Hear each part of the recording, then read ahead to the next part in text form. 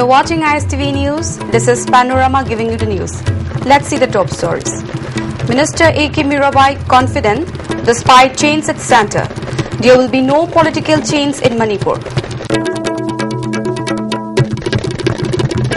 The news in detail. Social Welfare Minister A.K. Mirabai has said that though a change has come about at the centre, there will not be any political change in Manipur. The minister said these while speaking at the inauguration ceremony of the Ibudo Pakangba and Ima Malem Laisa Community Hall today at Patsoi Part 1. MLA of Kangabog Assembly Constituency O. Landhoni, Chief Engineer of Mine Irrigation Department Siam Babu, President of Patsoi Block Congress Committee L. Kumar and proprietor of MIS Brickfield Mutum Ibotombi attended the function as the main guest. Speaking at the function, MLA O. Landhoni appealed to the people to cooperate with the government in its efforts to bring development in the state irrespective of valley and hills. Minister Mirabai said people of the state must give up the fear that as there has been a change at the centre, there will also be a change in the state. When the UPA was in power at the centre, CPIM ruled more than 20 years in Tripura. Even though the BJP has come to power at the centre, if the people of the state give faith in the government and if the government also works properly without having to differentiate between the hills and the valley, there will be no harm to the state government, she said. She also rejected the allegations labelled by the BJP that the state government intentionally switched off the power supply on the day Narendra Modi was sworn in as the Prime Minister, saying that the charge is fabricated and unfounded. The Urambam powerhouse had an engine breakdown on that day, resulting in the power failure. The present Congress government will never indulge in such a mean act, thus belying the people's faith in the government. The minister appealed to the people to advise the government whenever they find certain error.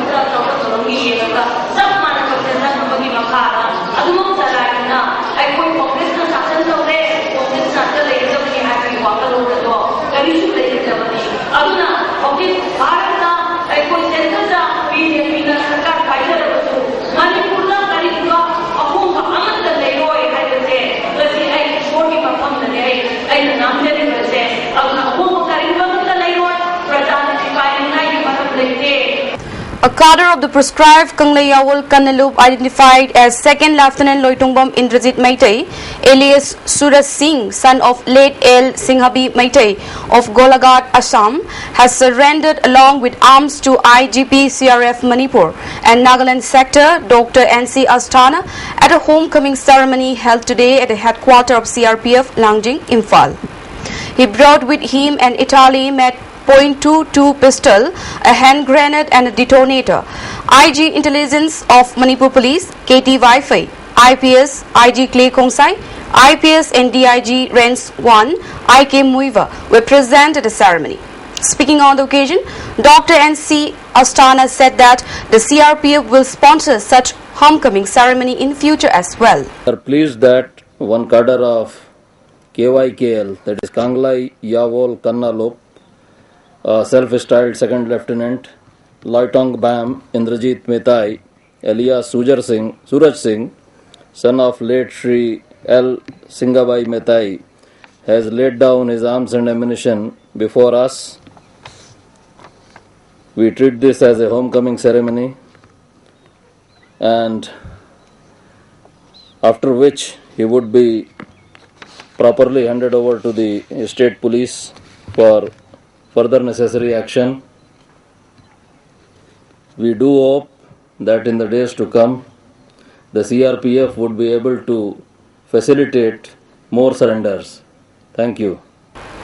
Prime Minister Narendra Modi today held the formation of Telangana and promised complete central support to help take the state to newer heights of progress. He congratulated K. Chandrasekhar Rao on becoming the first Chief Minister of the 29th state and expressed best wishes to its people. India gets a new state. We welcome Telangana as our 29th state. Telangana will add strength to our development journey in the coming years, he tweeted. Telangana Rashtra Samiti Chief K. Chandrasekhar Rao on Monday took oath as the first Chief Minister of Telangana a few hours after it took birth as the 29th state of India. Governor ESL Narasimhan administered the oath of office and secrecy to 60-year-old Rao at the ceremony. 11 cabinet ministers also took the oath with KCR, as Rao is popularly known. Union Home Minister Rajnath Singh today met heads of various paramilitary forces and chiefs of central security agencies and asked them to prepare a roadmap for strengthening the country's internal security. During the meeting, which lasted for 30 minutes, the minister made it clear that while developing the roadmap, the security agencies should keep in mind the development aspects as well. The Uttar Pradesh police today used water cannons against the Bharatiya Janata Party women workers protesting against the state government over the Badwan gang rape and murder case.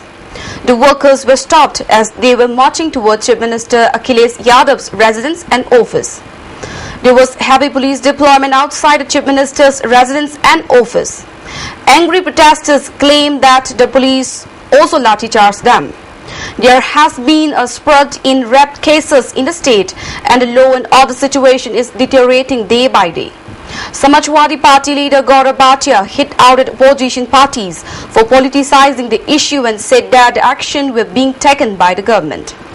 The United Nations has condemned the brutal gang rape and murder of 2 teenage girls last week in Uttar Pradesh, Badwan district, calling for immediate action against the perpetrators and to address violence against women and girls across India. There should be justice for the families of the 2 teenage girls and for all the women and girls from lower caste communities who are targeted and raped in rural India. A 22-year-old girl was allegedly gang raped, forced to drink acid and later strangulated to death in Baheri area here, police sources said today. The victim's body was recovered from a field in Aitpura village on Saturday with her face mutilated. They said, aiding her post-mortem report, which was received today, found that she was gang raped and later strangulated. Police said that acid was detected from the stomach of the victim, which indicated that she was forced to drink it before being murdered. Her face was mutilated by pouring acid and petrol to conceal her identity, they added. Just after 3:35 GMT, returning 2 hours later. For this maiden flight, test pilot Marcus Cardell was on the cockpit. For the first time in history, an aeroplane is flying with no fuel day and night, showing the incredible potential of the clean technologies, all these technologies that the world can also use in order to reduce the dependency to fossil fuel and to be cleaner and solve a lot of problems of pollution. The carbon fiber aircraft has a huge wingspan which at 72 meters wider than a Boeing 747 jet, and yet the vehicle weighs only 2.3 tons. The tops of the wings are covered by 17,000 solar cells which drive 4 brushless electric motors at speeds of up to 140 km per hour. During the day, the solar cells will recharge lithium batteries which can then be used to keep the plane's propellers turning through the night. At least 14 people have been killed in a bomb attack on a bar that was screening a televised football match in northeastern Nigeria, police say. The attack took place in the town of Mubi in Adamawa state, close to the border with Cameroon. Adamawa is one of the 3 states that have been placed under emergency rule because of an insurgency waged by Islamic Boko Haram militants. However, no one has yet said they carried out the latest attack.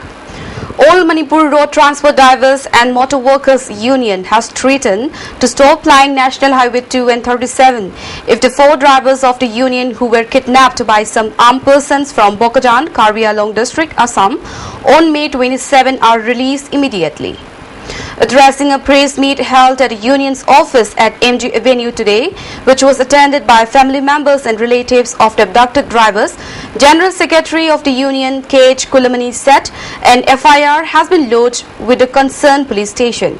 Besides, written complaints have already been submitted to the Chief Minister, BJP Manipur Pradesh and Imphal West SP. Narrating about the incident, Kulamani said the 4 drivers were kidnapped by 5 armed persons who came in a bolero and kidnapped them at gunpoint near SB Petrol Pump, Bokatan, under Ambrajan Police Station of Karbi Anglong District, Assam.